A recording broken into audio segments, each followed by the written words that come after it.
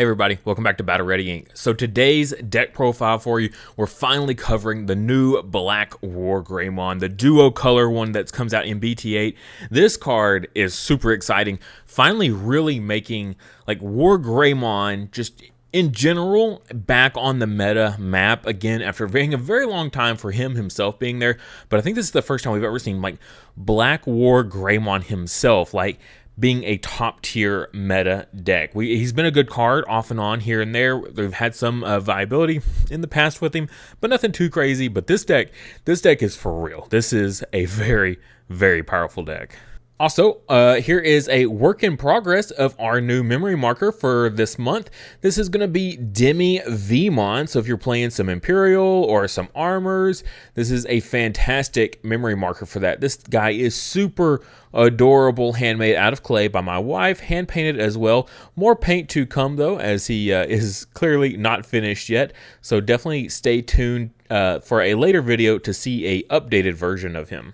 You can find him as well as all of our previous memory markers on our Etsy store, link in the description below, as well as some of our Battle Ready Inc. merch. All right, so I've got the deck pulled up for you, and honestly, I think this is probably the one and only time that I can remember that we've never made a change from the feature match to the deck profile. Usually there's always some sort of updating and testing. We found other cards that worked better and changed the deck, but nope, not this time. Now these last four cards, the ones after Nokia, are all alternate cards that we will talk about when we get to them and are not included in the actual deck. So keep that in mind. The deck actually ends here with Nokia. So first up, we've got our babies here. Got Koromon. So this is our draw Koromon when attacking once per turn. If this Digimon has Omnimon or Greymon in its name, trigger, draw one. So it just helps with our consistency. Honestly, this deck does an insane amount of drawing and searching that, you know, you almost don't need the Koromon draw. It's just nice to have. I think what really helps this deck out, though, is the fact that it's got all this consistency boosting.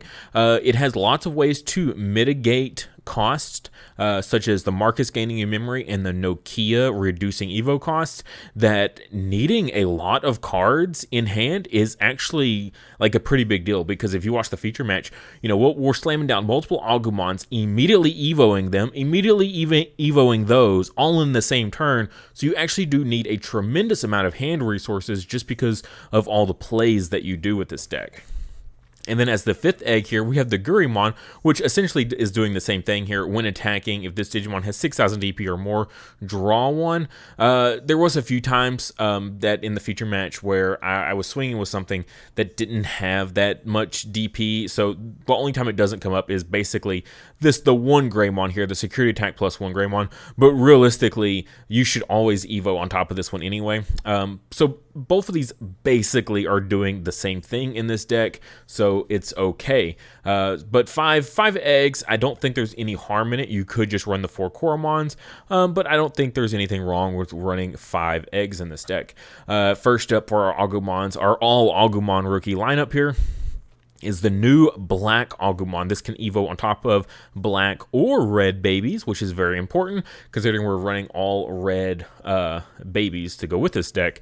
But really, we're playing him for the on play, which is reveal the top 4 cards of your deck, add 1 card with Greymon in its name, and 1 card with Dragonkin in its traits among them to your hand. Place the remaining cards on the bottom of the deck in any order. It says Greymon in its name. So for those of you curious, it doesn't have to be just Greymon. It can be WarGreymon, MetalGreymon, you know, whatever. It just, as long as it has Greymon in the name, you can add it. And being able to add 2 cards is very good. Some of the other searchers we're going to look at can only add a single card, but this being able to add 2 is very good. So really liking it. Also, if you'll notice, this is a more black-focused build instead of like the red one with the BT8 WarGreymon.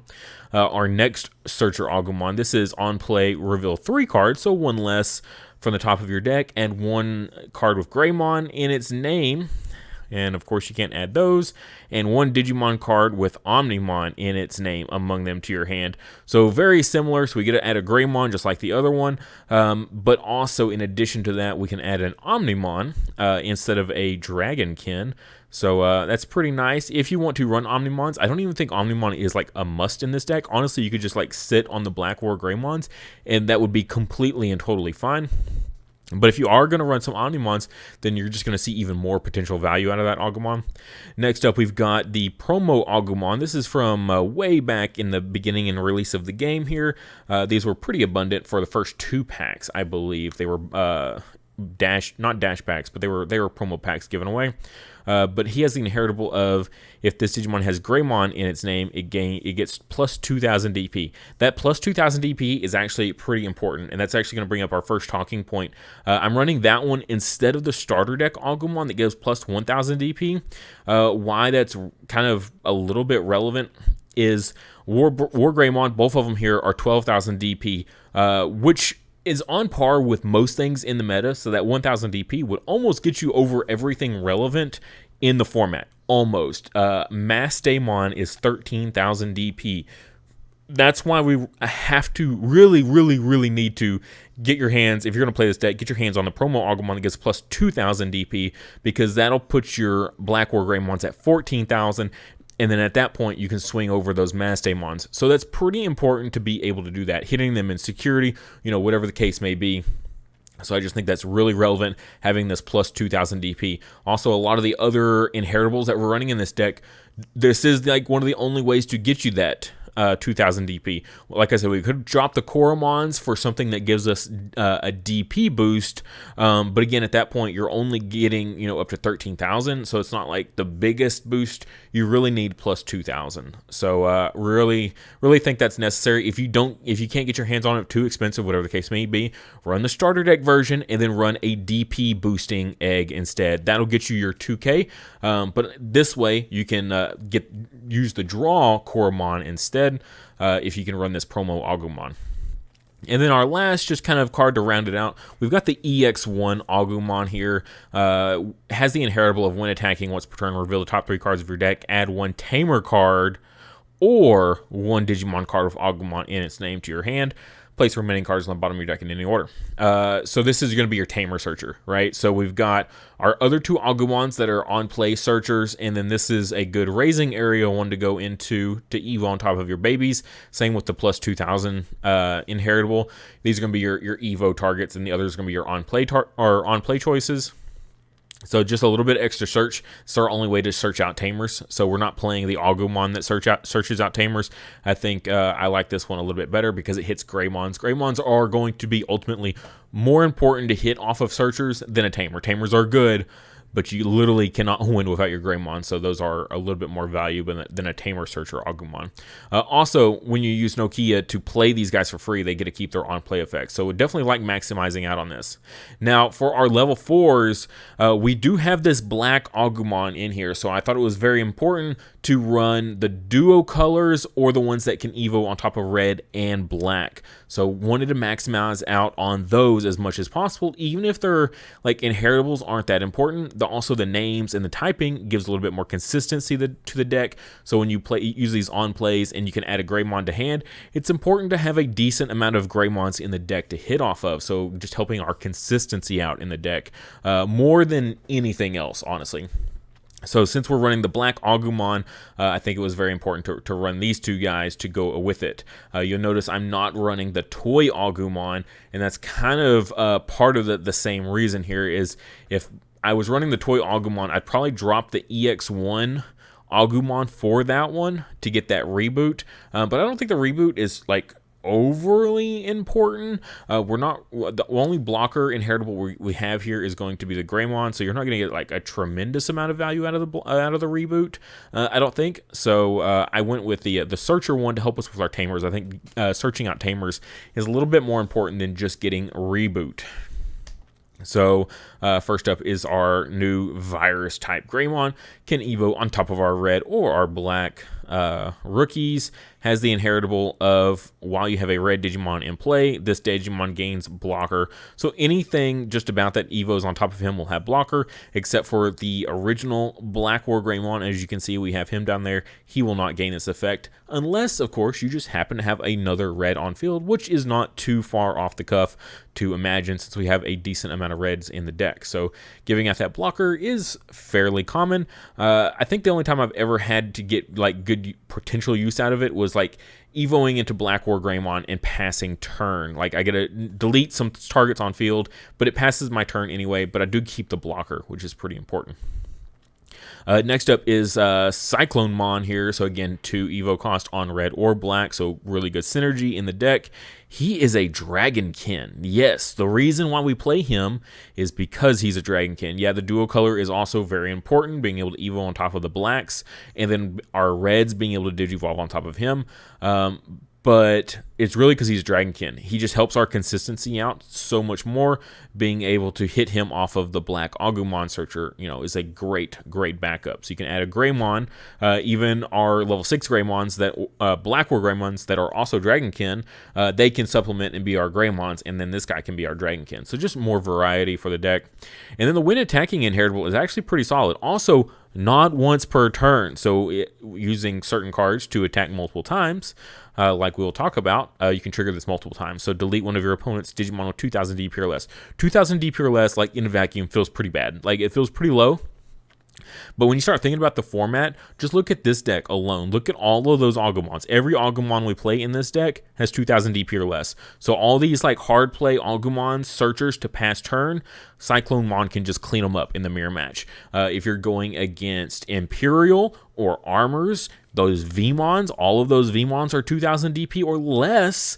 You can pop those as well. And again, just attacking multiple times, that guarantees you getting to pop multiples on field. So really liking the CycloneMon in the deck, actually. At first, I wasn't too big a fan of it, but when I actually started looking at the format, it actually feels pretty nice, I think.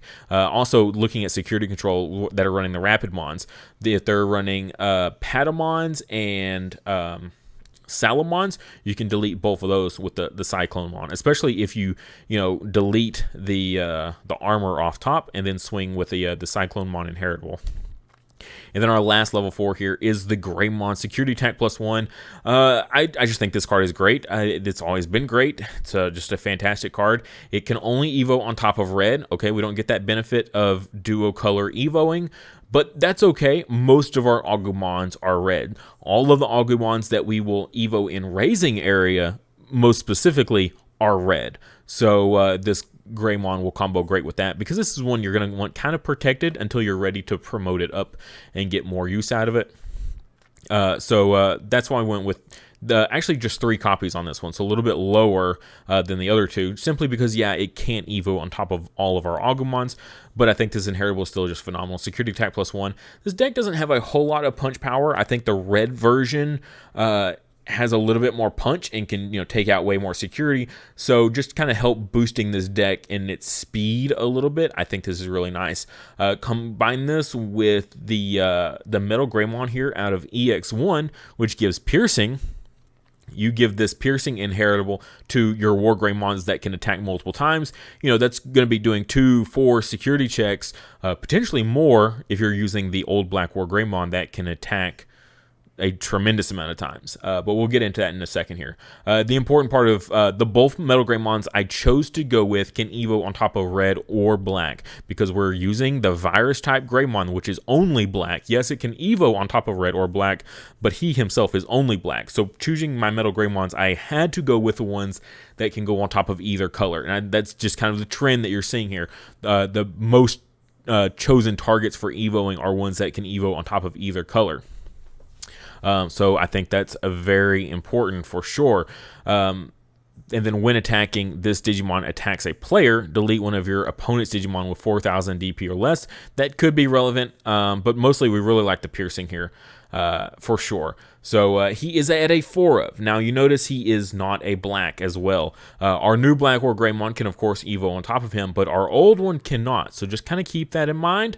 That's why we play the old one at such a low quantity, is because he can only evo onto half of our level 5. So our other level 5 is the new MetalGreymon here. So 4 evo is pretty steep, but his when digivolving effect more than makes up for it, especially on a level 5 target. So when digivolving, de-digivolve one of your opponent's Digimon. Then delete one of your opponent's Digimon with 3000 DP or less. Honestly, just that de-digivolve 1 is so powerful. Really in this format, we're going back to a format where going into Megas is actually pretty predominant. Hit a Mastamon with this, absolutely destroys them, like destroys their hopes, their dreams, everything. Like, yeah, it's a big evo stack, but like evo stack of what, you know? And then in addition to that, just a mirror match, being able to take them back down to a MetalGreymon, and that's still pretty powerful. Hitting armors, that's huge against armors, because you hit that armor, those Vmons are going to be low DP, then you get to immediately pop those armors or the Vmons that are underneath them. So I think he's a fantastic card for this format. Absolutely, really digging him for sure. Same thing for all those DNA Digivolved, Imperials and stuff like that. Just taking those Pyldramons back down. I think it's a great card. So for Evo cost, again, using Nokia, we can reduce these Evo costs. So it's actually not as bad as you might think. That 4 does seem steep, but with Nokia, not too bad at all. Also, this inheritable is absolutely busted in this deck. Your turn, while this Digimon has Dragonkin or Machine in its traits, it can also attack your opponent's unsuspended Digimon. So why that's so relevant? And this is also the reason I chose to go with the BlackWarGreymon, the original black one, as my secondary mega. Now, you could drop this one in favor of the BT8 WarGreymon, and you'll still get pretty much all the same synergy of the deck. You'll get that, good use out of the security attack +1. You'll get good use out of, the piercing, things like that, being able to actually evo on top of that one. But when you combine this with that new MetalGreymon, this is insane. So we're not going to worry about the on-play effect here, but when attacking, if you attack your opponent's Digimon with the highest DP, unsuspend this Digimon. So give him that plus 2000 DP buff. That puts him at 14,000. He's swinging over pretty much everything relevant in the entire meta for the BT8 format. The 4 Evo cost does seem steep, but again, the same logic. As long as you got a Nokia on field to reduce him down, as long as you got a memory fixer as well, that's completely manageable right there. But being able to attack your opponent's unsuspended Digimon, that's the most crucial part of this. So combined with that MetalGreymon, and this isn't once per turn. So you keep attacking and attacking and attacking. It doesn't matter which ones are suspended, which ones aren't. You get to just pick whatever you want on their field and attack over it. So you could literally clear their whole board with this BlackWarGreymon. That's what I love about this synergy of this deck, is that right there is so awesome. Yes, he's only a 2 of, but he's only a 2 of in the deck simply because he's only good when you combine him with that MetalGreymon, the black and red one. So you just do a full clear of your opponent's board. Unfortunately, we can't also combine this with the piercing, because the piercing is also a level 5. If there was a way we could stack the MetalGreymon underneath him as an inheritable as well through some other sort of ability, that would be pretty spicy. But still, as is, I think this is great. So you do a full clear, and then after that, you still get to go in and get your little security check. So pretty busted. Also being able to combine that with the Cyclone Mon of when attacking, delete a 2000 DP or less, not once per turn. But the man of the hour himself, though, is definitely the new BlackWarGreymon. 4 Evo on top of black or red, so it doesn't matter which of our level 5s we have out. Nokia, again, reduces this down, making it more manageable, because this is a bit of a steep Evo cost. 4 always is. Anything beyond the Evo cost that a memory fixer puts you at is always going to be a little steep, but that's okay. In this deck, again, we can manage it. But when digivolving, if this Digimon has a red Digivolution card, choose Choose any number of your opponent's Digimon. If it has a black Digivolution card, choose any number of your opponent's Tamers. The chosen cards play cost must add up to 6 or less. Delete the chosen cards. If you saw the feature match, we popped 2 Zoes, 2 3-cost Zoes combined together. We were able to pop those, being able to just like completely control the field. I love the versatility. Tamers or Digimon, whatever 6,000 or 6 play cost is actually pretty awesome, honestly, because that's going to be like all level 4s and all rookies, so you're going to be able to cover pretty much everything, no problem. So great effect for sure. Really control heavy. Like, I haven't seen a BlackWarGreymon with that much control like that in quite some time. So just the versatility of it, and it's when digivolving, so you can do this in past turns, still get your value out of it. But in addition to that, all turns, once per turn, when an opponent's Digimon is deleted, unsuspend this Digimon. So not quite as good as the old BlackWarGreymon of repeatedly. This one is once per turn. But you can use his when digivolving ability. So say you swung with the level 5, you gain some memory off of your Marcus because you attacked with a Greymon. Now you can digivolve into the BlackWarGreymon, use his ability to delete something, and then he immediately unsuspends himself. Alter S. So I'm excited to be able to put Alter S back into a deck. Now 6 Evo cost again is pretty steep, but it's not unheard of for a level 7. It's something we've seen before. But when digivolving, trigger de-digivolve 1 all of your opponent's Digimon. Then delete all your opponent's Digimon with 5,000 DP or less. This is just a big meta call, is what this is. Same logic that we applied to the MetalGreymon, the level 5. De-digivolve 1 in this format feels so good. If you're going against a big armor deck, being able to de-digivolve multiple armors and then delete all 5,000 DP or less, that's huge. Okay, that is absolutely massive of a nuke.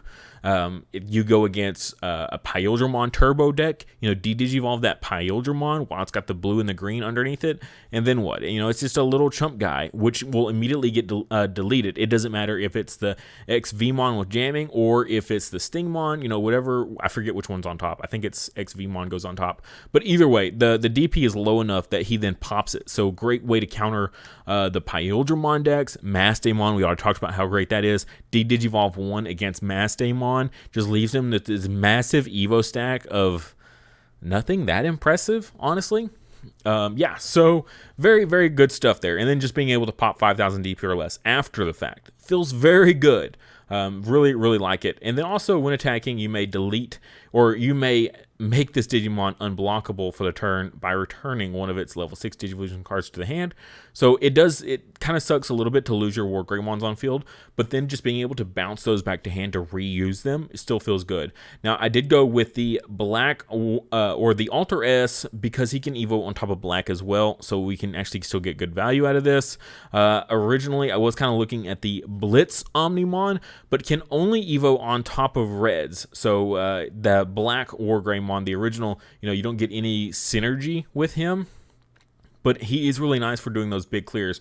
I think if I was running the red build with the BT1 red WarGreymon, I would run this Omnimon in the deck over the Alter S, but this deck just feels super control. It's a little bit more black focus where you get that kind of control element, the BlackWarGreymon deleting things, the old BlackWarGreymon being able to just attack over all of your opponent's stuff, the piercing, that sort of thing, a little bit of blocker in there, the Cyclonemon deleting stuff. Like, the control element is so strong that Alter S just kind of fits just right in, just snug right at home.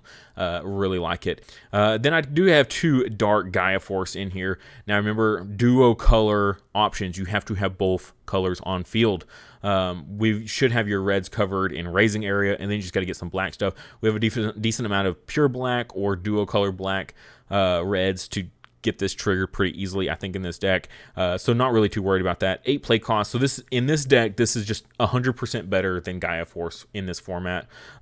So main, choose any number of opponents' Digimon whose play costs add up to 15 or less and delete them. Later on, there will be some 20 play cost Digimon in the future, but as of this set, there are not. That's just really awesome. Being able to like combo or like delete multiple things. Playing in the mirror match, say they got 2 or 3 level 4s out, you delete 3 level 4s off this one card. That's just really powerful. Or delete one big thing. I think that's just huge. The versatility of it is just absolutely insane. I think having big removal in this format is going to be a must, with Mass Day running around, with the BlackWarGreymon's deck running around, even against the Imperial. If they go into Paladin mode on you, you need some removal. Removal is so going to be needed in this format for big things. This isn't going to be a big wide board meta anymore. This is very much a towers kind of meta. So just kind of keep that in mind. Also, security effect is just delete one of your opponent's Digimon with a play cost of 15 or less. It's not adds up to. So it's still very powerful, very solid for this format. It's just regular Gaia Force, essentially in security. Just add a 2 of, just in those emergency situations that you need to be able to handle those absolutely terrifying targets, like especially Paladin mode. I think Paladin mode is really important because he does this big board clear when he comes into play and every turn that he attacks. So getting another stack on field is not easy against that deck. So just having just a flat way to remove him, I think, is going to be really needed. Next, I got 3 Marcuses. I've talked about it before, but I think 3 memory fixers, no more, no less, just feels absolutely perfect. Even in security control, I only run like 3 TKs, things like that. I don't ever want to run more than 3 of a memory fixer. Now, having multiple Marcuses on field, though, is nice. That's why I don't mind running him at 3, because if you saw in the feature match, getting 2 Marcuses on field was actually huge. Like every turn, just free memory between the Nokias reducing evos, and then every time you attack Marcus being able to give you memory. Like you have these huge turns of just being able to evo and evo and evo. So 3 Marcuses, really digging it. Next, we've got the 4 Nokias. Yes, I'm running 4 Nokias in this deck. It seems a little steep for a Tamer that's not a hybrid, but this one just, golly, it's so good. We have all Agumons in rookies, so you can always get an Agumon into play, and I think that's perfect. So if you're going to run a deck that has a full lineup of Agumons, absolutely Nokia feels like a no-brainer. So on play, you may play 1 Agumon or Gabumon from your hand without paying its memory cost. You get their on-play effects. It doesn't say anywhere that you don't. So that's great. So instantly just get free value. She's 3 play cost, they're 3 play cost. So it's like just getting a free one or the other, free Agumon into play or a free Tamer into play. And then when digivolving one of your Digimon into a Digimon card in your hand with Garurumon, Omnimon, or Greymon in its name, you may suspend this Tamer to reduce the cost of the Digivolution by 1. Now remember, that's reduced. It's not gain memory or anything like that. It's reduced. So if it's a 2 Evo cost, you can't suspend 3 Nokias and then plus 1 memory. Okay, it is just reducing. The lowest you can go is reduced to 0. So just kind of keep that in mind. Again, this is just another way to facilitate these massive turns between all the crazy draw power and search power that we have in this deck. Getting these massive turns is very easy, and Nokia is a big part of why we can do that. So combine the searchers and the draws with the Nokias and the Marcuses for very explosive turns. Now, a couple cards I didn't mention here at the end that I meant to. This Greymon, I'm not using him in the deck simply because when digivolving, if this Digimon has Agumon in its name, in its Digivolution card, gain 1 memory, so it basically makes his Evo cost a little bit less. Nokia already kind of does that, so it's not overly necessary, but it is a nice way if you don't have Nokia in play to make it a little bit more memory efficient. Now keep this in mind, you cannot use this in Raising Area. This has to be done on the field because no effects trigger in Raising Area, so you do lose a little bit of value there. And then the inheritable of just a plus 2,000 DP, I don't think is too necessary. Like I said, we've got the Agumons that give us the 2,000 DP buff, and all we need is a single 2,000 DP buff, I think. I think that's plenty fine. Just more DP buff. I think I'd just rather have these really nice inheritables. I mean, if I'm going to run this Greymon, I have to drop one of these other 3. The Cyclonemon for the consistency I like.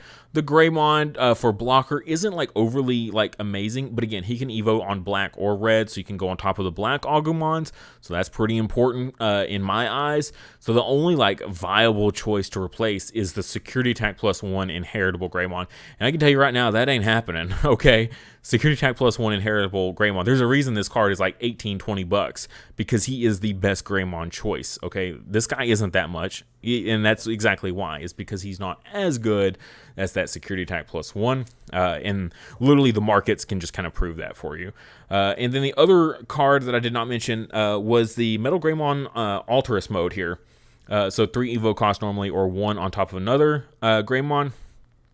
When digivolving, if a Digimon card with MetalGreymon is in its name, or in this Digimon Digivolution cards, delete one of your opponent's Digimon with 4,000 DP or less. The deleting of 4,000 DP or less, again, against armors, this does nothing. Against, most decks, this isn't too crazy of a powerful card or a powerful effect. Sure, you can get some decent rookie pops here and there. Not like phenomenal, but sure, it's okay for a 1 Evo cost on top of MetalGreymon. 4,000 DP pop. Okay, that's not bad. But again, the inheritable is just another 2K buff. What do we have to give up? We're clearly not giving up the Duocolor, the black and red one. That's just not happening. There's just no way. That inheritable is absurd. And so the other choice here would be this MetalGreymon. But this one can Evo on top of black or red. So again, that value right there in itself is really good. Now, if I wanted to drop the black Greymon down there and bump up the other Greymon that reduces its cost, then maybe you could argue, swapping this guy out. But again, at the same time, then you're going to lose that value of the Black Searcher, Black Searcher Agumon. So I think that just the synergy of the black and red stuff is too important. And then this inheritable of piercing is so good, especially if you're getting multiple swings, like with the BlackWarGreymon attacking multiple times, both BlackWarGreymons, in fact, attacking multiple times. I think that value is just going to be way too important to give up just for a 2,000 DP buff. Like, literally, that's really all you're going to get out of this, is that plus 2,000 DP buff. Not worth it. I think these two, by far, by and large, beyond sight, these two are going to be the better MetalGreymons to choose from out of everything that there is. It doesn't matter if you're playing the red version or a black version. These two great MetalGreymons are, no contest, the absolute best choice of build targets for the deck.